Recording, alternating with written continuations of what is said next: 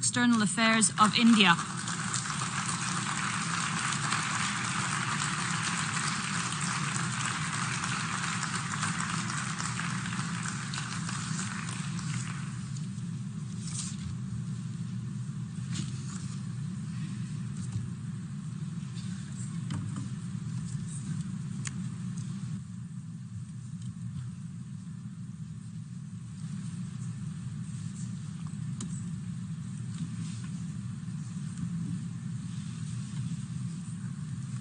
नमस्कार।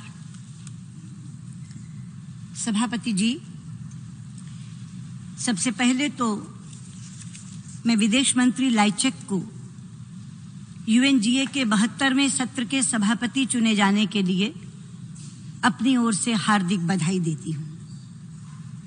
हमारे लिए ये गर्व और प्रसन्नता का विषय है कि हम विदेश मंत्रियों में से ही एक विदेश मंत्री आज इस उच्च आसन के लिए चुना गया है।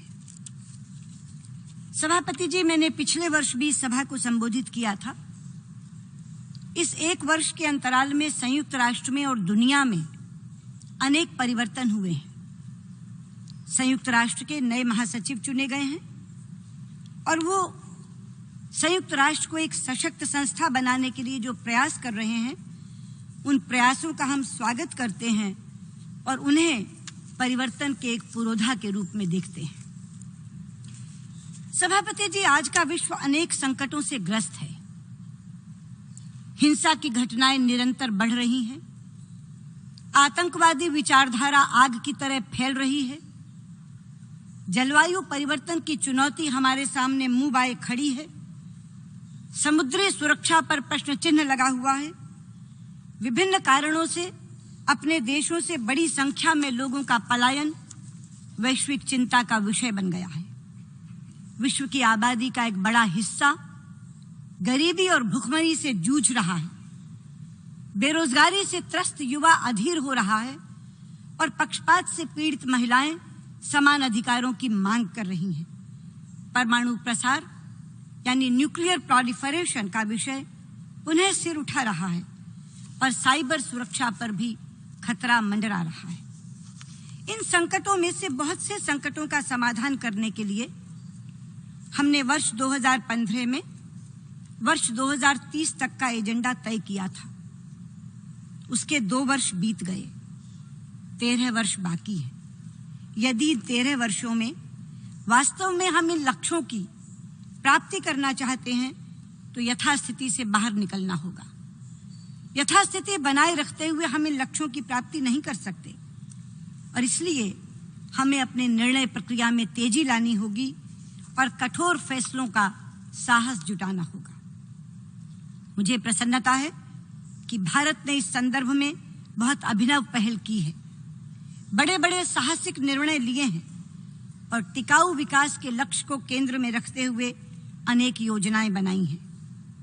गरीबी को दूर करना टिकाऊ विकास का पहला लक्ष्य है। सभापति जी, गरीबी को दूर करने के 2 रास्ते होते हैं। एक रास्ता है हम उनका सहारा बने और हम उन्हें उनका हाथ पकड़कर चलाएं। दूसरा रास्ता है कि हम उन्हें ही इतना सशक्त कर दें कि उन्हें किसी के सहारे की आवश्यकता ही न रहे, वो अपना सहारा आप बन जाएं। भारत में प्रधानमंत्री मोदी जी ने गरीबी निवारण के लिए दूसरा रास्ता चुना है और इसीलिए वो गरीबों का सशक्तिकरण करने में जुटे हैं। हमारी सारी योजनाएं गरीब को शक्तिशाली बनाने के लिए चलाई जा रही हैं, जैसे जनधन योजना, मुद्रा योजना, उज्ज्वला योजना, skill India, digital India, startup India, stand up India. योजनाएं तो अनेक हैं, किंतु समय की कमी के कारण मैं केवल 3 योजनाओं का ही संक्षेप में उदाहरण देना चाहूंगी। सबसे पहली है जनधन योजना, जिसके अंतर्गत हमने विश्व का सबसे बड़ा आर्थिक समावेश फाइनेंशियल इंक्लूजन किया है। जिन गरीबों ने कभी बैंक का द्वार नहीं देखा था, ऐसे 30 करोड़ लोगों को हमने बैंक के अंदर पहुंचाया, उनके बैंक खाते खुलवाए हैं और जिनके पास पैसा नहीं था उनका 0 बैलेंस से बैंक खाता खुला है। दुनिया में किसी ने सुना नहीं होगा कि एक व्यक्ति के पास पैसा नहीं है मगर पासबुक है बैंक की। ये जो असंभव चीज दिखती थी वो भारत ने संभव करके दिखाई है। 30 करोड़ लोग, छोटा आंकड़ा नहीं है। अमेरिका की समूची आबादी है 30 करोड़, लेकिन 30 करोड़ लोगों को हमने मिशन मोड में बैंक से जोड़ने का काम किया। कुछ लोग अभी बचे हैं, किंतु कार्य जारी है, क्योंकि हमारा लक्ष्य 100% को इससे जोड़ना है। दूसरी योजना है मुद्रा योजना, जो फंडिंग फॉर द अनफंडेड के लिए चलाई जा रही है। यानी जिसे कभी बैंक से कर्ज नहीं मिला, केवल उसी को इस योजना के अंतर्गत कर्ज दिया जाता है। और मुझे आपको ये बताते हुए खुशी है कि इस योजना के अंतर्गत 70% से ज्यादा ऋण केवल महिलाओं को दिया गया है। सभापति जी, बेरोजगारी गरीबी को जन्म देती है, इसलिए स्किल इंडिया योजना के अंतर्गत गरीब और मध्यम वर्ग के युवाओं के लिए उनकी रुचि और योग्यता के अनुसार कौशल देने के बाद मुद्रा योजना, स्टार्टअप इंडिया योजना और स्टैंड अप इंडिया योजना के अंतर्गत ऋण देकर हम उन्हें स्वरोजगार के काबिल बना रहे हैं। तीसरी योजना है उज्ज्वला योजना। सभापति जी, गरीब महिलाओं के लिए रोज रोज रसोई का ईंधन जुटाना एक बहुत कष्टदायक प्रक्रिया है, और उसके बाद उस धुएं से उनकी आंखें दिन रात अंधी होती चली जाती हैं। इन दोनों पीड़ाओं से मुक्त करने के लिए उज्ज्वल योजना के अंतर्गत हम गरीब महिलाओं को मुफ्त गैस का सिलेंडर दे रहे हैं, और ये महिला सशक्तिकरण की दिशा में एक बहुत ही महत्वपूर्ण कदम है। नोटबंदी जैसे साहसिक फैसले ने भ्रष्टाचार पर करारा प्रहार किया है। जीएसटी जैसे महत्वपूर्ण निर्णय ने एक राष्ट्र और एक टैक्स की कल्पना को साकार किया है। बेटी बचाओ बेटी पढ़ाओ के अंतर्गत जेंडर इक्वालिटी, लैंगिक समानता जैसे विषयों पर जोर देकर और स्वच्छ भारत अभियान चलाकर भारत एक सामाजिक क्रांति की ओर बढ़ रहा है। मैं यहाँ ये अवश्य कहना चाहूंगी कि समर्थ देश तो अपने बलबूते पर इन लक्ष्यों को प्राप्त कर लेंगे, लेकिन छोटे और अविकसित देशों की मदद हम सबको करनी होगी। इसलिए एसडीजीज में ग्लोबल पार्टनरशिप का सिद्धांत रखा गया था। उस सिद्धांत के अनुरूप हम सभी उनकी मदद करें, ताकि छोटे देश भी 2030 तक इन लक्ष्यों को प्राप्त कर सके। मुझे ये बताते हुए प्रसन्नता है कि भारत ने इस वर्ष India UN development partnership fund की शुरुआत की है। सभापति जी, हम तो गरीबी से लड़ रहे हैं, लेकिन हमारा पड़ोसी देश पाकिस्तान हमसे लड़ रहा है। परसों इसी मंच से बोलते हुए पाकिस्तान के वजीर आजम शाहिद खाकान अब्बासी ने भारत पर तरह तरह के इल्जाम लगाए। हमें स्टेट स्पॉन्सर्ड टेररिज्म फैलाने का गुनहगार भी बताया और मानवाधिकार उल्लंघन का आरोपी भी। जिस समय वो बोल रहे थे तो सुनने वाले कह रहे थे, लुक हु इज टॉकिंग। जो मुल्क हैवानियत की हदें पार करके सैकड़ों बेगुनाहों को मौत के घाट उतरवाता है, वो यहाँ खड़ा होकर हमें इंसानियत का सबक सिखा रहा था, हमें मानवाधिकार का पाठ पढ़ा रहा था। पाकिस्तान के वजीर आजम ने कहा कि मोहम्मद अली जिन्ना ने पाकिस्तान को शांति और दोस्ती की विदेश नीति विरासत में दी थी। मैं उन्हें याद दिलाना चाहूंगी कि मोहम्मद अली जिन्ना ने शांति और दोस्ती की नीति विरासत में दी या नहीं थी, ये तो इतिहास बहुत अच्छी तरह जानता है, लेकिन ये एक सच्चाई है कि प्रधानमंत्री मोदी ने शांति और दोस्ती की नीयत जरूर दिखाई थी। उन्होंने सारी रुकावटों को पार करते हुए दोस्ती का हाथ आगे बढ़ाया, किंतु कहानी बदरंग किसने की, अब्बासी साहब, इसका जवाब आपको देना है, मुझे नहीं। वो यहाँ खड़े होकर संयुक्त राष्ट्र के पुराने प्रस्तावों की बात भी कर रहे थे, पर क्या उन्हें याद नहीं कि शिमला समझौते और लाहौर डिक्लेरेशन के अंतर्गत हम दोनों देशों ने यह निर्णय किया है कि हम आपसी मसलों को इकट्ठे बैठकर के हल करेंगे, किसी तीसरे की मध्यस्थता स्वीकार नहीं करेंगे। सभापति जी, सच्चाई तो यह कि पाकिस्तान के सियासतदानों को याद तो सब कुछ है, लेकिन अपनी सुविधा के कारण वो उसे भूल जाने का नाटक करते हैं।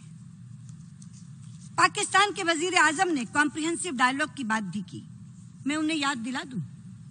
कि 9 दिसंबर 2015 को हार्ट ऑफ एशिया के सम्मेलन के लिए जब मैं इस्लामाबाद गई थी तो उनके नेता और उस समय के वजीर आजम नवाज शरीफ की सरपरस्ती में नए सिरे से डायलॉग शुरू करने का फैसला हुआ था और उसे नया नाम भी दिया गया था।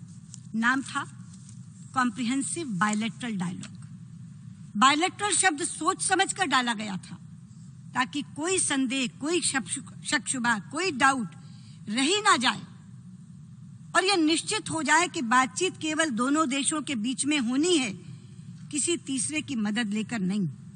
लेकिन वो सिलसिला आगे क्यों नहीं बढ़ा, इसके लिए भी अब्बासी साहब जवाबदेह आप हैं, मैं नहीं।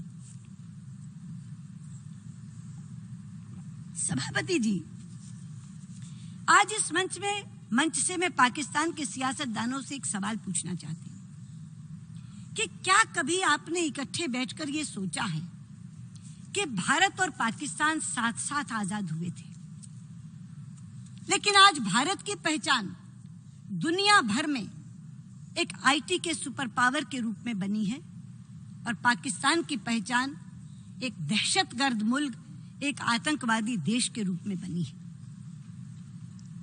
इसकी क्या वजह है, कभी सोचा है आपने? एक ही वजह है कि भारत ने पाकिस्तान के द्वारा दी गई आतंकवाद की चुनौतियों का सामना करते हुए भी अपने घरेलू विकास को कभी थमने नहीं दिया। 70 वर्ष के दौरान अनेक दलों की सरकारें आईं, लेकिन हर सरकार ने विकास की गति को जारी रखा। सभापति जी, हमने आईआईटीज बनाए, इंडियन इंस्टीट्यूट ऑफ टेक्नोलॉजी, हमने आईएम्स बनाए, इंडियन इंस्टीट्यूट ऑफ मैनेजमेंट, हमने एम्स जैसे अस्पताल बनाए, all India institute of medical sciences, हमने अंतरिक्ष के क्षेत्र में विश्व प्रसिद्ध संस्थान बनाए। पर पाकिस्तान वालों, आपने क्या बनाया? आपने लश्कर तैयबा बनाया, आपने जैश ए मोहम्मद बनाया, आपने हक्कानी नेटवर्क बनाया, आपने हिजबुल मुजाहिदीन बनाया, आपने आतंकवादी ठिकाने बनाए, आपने टेररिस्ट कैंप्स बनाए। सभापति जी, हमने स्कॉलर्स पैदा किए, हमने साइंटिस्ट पैदा किए, हमने इंजीनियर्स पैदा किए, हमने डॉक्टर्स पैदा किए। पाकिस्तान वालों, आपने क्या पैदा किया? आपने दहशतगर्द पैदा किए, आपने जिहादी पैदा किए। और आप जानते हैं कि डॉक्टर्स मरते हुए लोगों की जिंदगी बचाते हैं और जिहादी जिंदा लोगों को मार डालते हैं। और आपका जिहादी संगठन केवल भारत के लोगों को नहीं मार रहा, वो हमारे पड़ोसी देश अफगानिस्तान और बांग्लादेश के लोगों को भी मार रहा है, वो भी उनकी गिरफ्त में है। सभापति जी, यूएनजीए के इतिहास में ये पहली बार हुआ है कि किसी देश ने शाम को राइट टू रिप्लाई मांगा हो और एक साथ उसे 3-3 लोगों को स्पष्टीकरण देना पड़ा हो, 3-3 देशों को जवाब देना पड़ा हो। ये अकेला तथ्य पाकिस्तान की करतूत को दर्शाता है। मैं कहना चाहूंगी, पाकिस्तान वालों, जो पैसा आप आतंकवादियों की मदद के लिए खर्च कर रहे हो, अगर उसे अपने अवाम की भलाई के लिए खर्च करो, अगर अपने मुल्क की तरक्की के लिए खर्च करो, तो एक तो दुनिया का आतंकवाद से पीछा छूट जाएगा और साथ ही आपके अवाम का कल्याण हो सकेगा, आपके मुल्क का विकास हो सकेगा।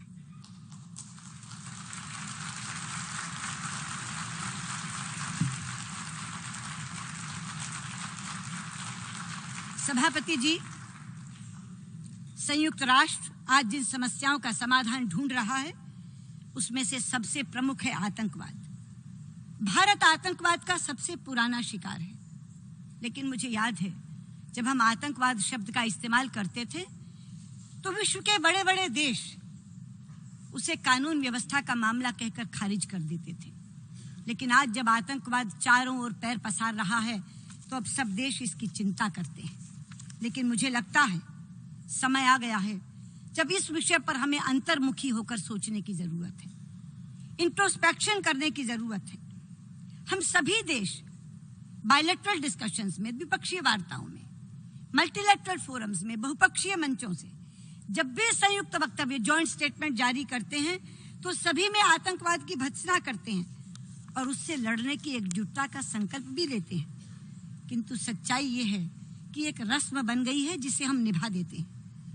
किंतु वास्तव में जब उस संकल्प को पूरा करने का समय आता है तो कुछ देश अपने अपने हितों को सामने रखकर फैसले लेते हैं। ये सिलसिला अनेक वर्षों से चल रहा है और यही कारण है कि 1996 में भारत द्वारा प्रस्तावित CCIT पर आज तक संयुक्त राष्ट्र निर्णय नहीं ले सका। CCIT की सभी धाराओं पर सहमति बन गई। अगर नहीं बनी सहमति तो एक धारा पर, और वो है आतंकवाद की परिभाषा। मैं कहना चाहूंगी, परिभाषा ही तो जड़ है जिसमें से अच्छे और बुरे आतंकवादी का अंतर निकलता है। अगर परिभाषा पर एक राय नहीं बनेगी तो हम एकजुट होकर कैसे लड़ेंगे? अगर मेरे और तेरे आतंकवादी की दृष्टि अलग अलग हो जाएगी तो हम एकजुट होकर कैसे लड़ेंगे? यदि सुरक्षा परिषद में टेररिस्ट की लिस्टिंग पर भी मतभेद उभर आएंगे तो हम एकजुट होकर कैसे लड़ेंगे? इसलिए सभापति जी, आपके माध्यम से आज मेरा इस सभा से विनम्र अनुरोध है कि हम अलग अलग नजरियों से आतंकवाद को देखना बंद करें। हम समदृष्टि बनाएं और स्वीकारें कि आतंकवाद समूची मानवता के लिए खतरा है। कोई भी कारण कितना भी बड़ा क्यों ना हो, हिंसा का औचित्य नहीं बन सकता। इसलिए अगर हम एकजुटता से लड़ने का संकल्प लें तो उसे माने भी, और अगर माने तो उसे अमली जामा भी पहनाएं। और मैं चाहूंगी कि इस वर्ष CCIT की परिभाषा पर सहमति बनाकर हम इस साल अवश्य में CCIT को पारित कर दें। सभापति जी, एक संकट मैंने जलवायु परिवर्तन के बारे में बताया था। जलवायु परिवर्तन के संबंध में भारत ने स्पष्ट कर दिया है कि हम पेरिस समझौते की सफलता के लिए प्रतिबद्ध हैं, और यह प्रतिबद्धता किसी लोभ या लालच के कारण नहीं है, किसी भय या डर के कारण नहीं है। ये प्रतिबद्धता हमारी 5000 वर्ष पुरानी संस्कृति के कारण है। और इस विषय में प्रधानमंत्री मोदी ने अपनी ओर से एक अभिनव पहल करके इंटरनेशनल सोलर अलायंस का गठन किया है। सभापति जी, हम समूचे विश्व में शांति की कामना करते हैं, और जब ये कामना करते हैं तो केवल प्राणियों की शांति की कामना नहीं करते। हम पृथ्वी की शांति की कामना करते हैं, हम अंतरिक्ष की शांति की कामना करते हैं, हम वनस्पति की शांति की कामना करते हैं, और हम प्रकृति की शांति की कामना करते हैं। क्योंकि प्रकृति को जब नष्ट किया जाता है तो वो अशांत होकर विरोध जताती है, और यदि विनाश को न रोका जाए तो रौद्र रूप धारण करके सर्वनाश कर देती है। कभी भूकंप, कभी झंझावात, कभी भयंकर वर्षा, कभी बाढ़ और तूफान, सभी माध्यमों के जरिए ये प्रमाण सामने आते रहते हैं। हाल ही में आ रहे हरिकेन्स, सभापति जी, मात्र एक संयोग नहीं है। जिस समय संयुक्त राष्ट्र में विश्व का समूचा नेतृत्व इकट्ठा है, उस समय प्रकृति द्वारा दी गई ये चेतावनी है। सम्मेलन शुरू होने के चंद दिन पहले से ही हार्वे और इर्मा जैसे हरिकेन आने शुरू हो गए, और सम्मेलन के दौरान भी मेक्सिको में भूकंप आया, डोमिनिको में हरिकेन आया।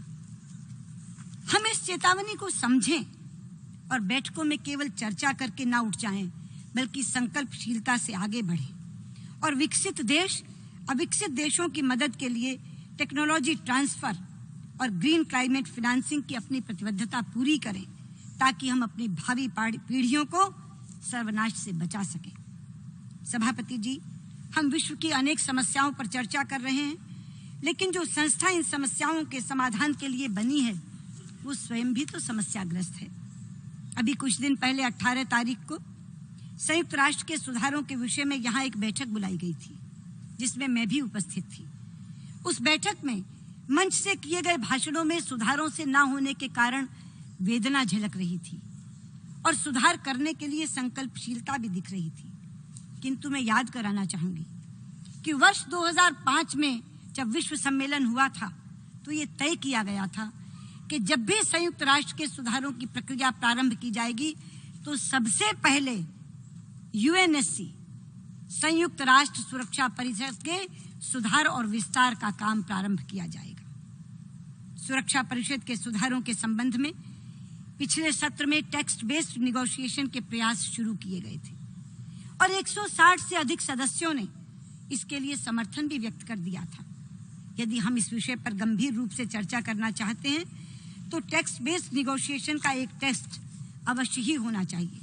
सभापति जी, मैं कहना चाहूंगी कि विदेश मंत्री लाइचेक को टेक्स्ट बेस्ड निगोशिएशन प्रारंभ करने के लिए एक महत्वपूर्ण भूमिका अदा करनी होगी और मैं आशा करती हूं कि उनके सभापतित्व में यह विषय एक प्राथमिकता बनेगा ताकि बाद में हम इसे उनकी एक उपलब्धि के रूप में गिन सकें। संयुक्त राष्ट्र के महासचिव से भी हम सबको बहुत उम्मीदें हैं। गुटेरस जी, यदि आप अंतर्राष्ट्रीय शांति और सुरक्षा के ढांचे में सुधार करना चाहते हैं तो आपको यूएन पीस कीपिंग से संबंधित मुद्दों का भी समाधान करना होगा। यूएन पीस कीपिंग में सुधार के बिना ये कार्य संभव नहीं हो पाएगा। सभापति जी, विषय तो अनेक हैं, पर इस मंच से बोलने के लिए समय कम है, इसलिए मैंने विषय प्रारंभ में ही गिना दिए थे। वैसे भी जो विषय इस सभा के लिए चुना गया है वो है लोगों के द्वारा सभ्य जीवन जीने और शांतिपूर्वक जीवन जीने की व्यवस्था। ये विषय संयुक्त राष्ट्र के चार्टर के भी अनुरूप है और ये विषय मेरे देश की संस्कृति के भी अनुरूप है। सभापति जी, मेरे देश की संस्कृति पूरी वसुधा के लोगों के सुखों की कामना करने वाली संस्कृति है। हम वसुधैव कुटुंबकम कहते हैं, जिसका अर्थ है पूरा विश्व एक परिवार है। और इसीलिए हम केवल अपने सुख की कामना नहीं करते, हम सर्व के सुख की कामना करते हैं, सबके सुख की कामना करते हैं। और जिस मंत्र के माध्यम से सबके सुख की कामना करते हैं, उसी मंत्र का उच्चारण करके मैं अपनी बात को समाप्त करना चाहूंगी। वो मंत्र है सर्वे भवन्तु सुखिनः, सर्वे सन्तु निरामयाः, सर्वे भद्राणि पश्यन्तु, मा कश्चित् दुःखभाग् भवेत्, जिसका अर्थ है सभी सुखी हों, सभी स्वस्थ हों, सभी अपने इर्द गिर्द अच्छा ही अच्छा देखें, कोई भी दुखी ना हो, कोई भी दुखी ना हो, कोई भी दुखी ना हो। धन्यवाद।